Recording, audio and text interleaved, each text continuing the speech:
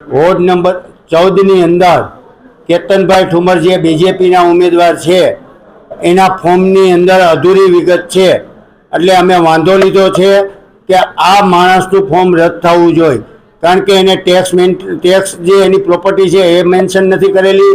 બીજા નંબરમાં કે એને સોગંદનામું જ ખોટું કરેલું છે, એનું એજ્યુકેશન અને ડોક્યુમેન્ટ એના પૂરા નથી. અમને એવી 100% કે આ ચૂંટણી પંચ અને ચૂંટણી શાખા આ બધી સરકારની અંદર જાય, સરકારમાં રહી અને કોંગ્રેસને હરાવવાનું કામ કરે છે. એક પણ એનું ડોક્યુમેન્ટ પૂરું નથી એવું અત્યારે ચૂંટણી અધિકારીએ ડિક્લેર કર્યું છે, અને હવે પછી એના કોઈ ડોક્યુમેન્ટ લેવાના થતા નથી. પણ એવો પરિપત્ર બતાવીને એવી વાત કરે છે કે ડોક્યુમેન્ટ લઈ શકી, પણ આવો કોઈ નિયમ છે નહીં. એટલે એનું ફોર્મ અત્યારે પેન્ડિંગ છે, એટલે રદ થવાને પાત્ર છે. એટલે ત્યાં બીજેપીના વોર્ડ નંબર 14 ની અંદર 3 જ ઉમેદવાર ઇલેક્શન લડશે, આવું અમારું સ્પષ્ટ માનવું છે. ફોર્મ રદ નહીં થાય તો અમે કોર્ટમાં જશું અને આના માટે જે પણ લડાઈ કરવી પડે એ લડાઈ કરશું.